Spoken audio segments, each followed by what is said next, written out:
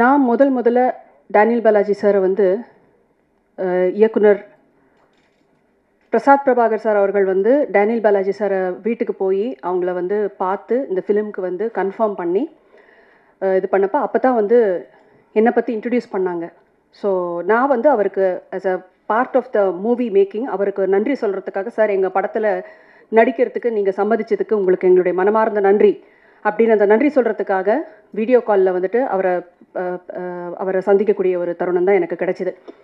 இப்போ வீடியோ காலில் உங்களை நீங்கள் பாடுவீங்க, உங்களை பார்த்துருக்கேனே நான், எனக்கு உங்கள் பாட்டெலாம் நான் நிறைய கேட்டிருக்கேன், ரொம்ப சந்தோஷம் சார்.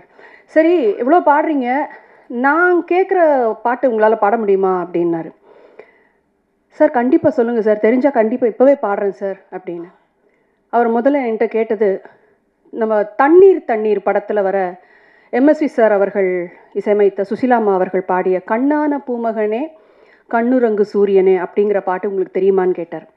ஆக்சுவலாக அந்த பாட்டு வந்து நான் நிறைய கேட்டு வளர்ந்துருக்கேன், ஆனால் பாட்டு வந்து எனக்கு பாடம் இல்லை, பாடுறதுக்கு எனக்கு பாடம் இல்லை. நான் சொன்னேன், சார் மன்னிக்கணும், நீங்கள் ரொம்ப ஒரு அழகான பாட்டு கேட்டிருக்கீங்க, ஆனால் வந்து இந்த பாட்டை நான் கற்றுக்கிட்டு ப்ராக்டிஸ் பண்ணிவிட்டு உங்களுக்கு கண்டிப்பாக நான் வந்து நேர்லேயே வந்து உங்களுக்கு நான் பாடி காமிக்கிறேன் அப்படின்னு சொன்னேன்.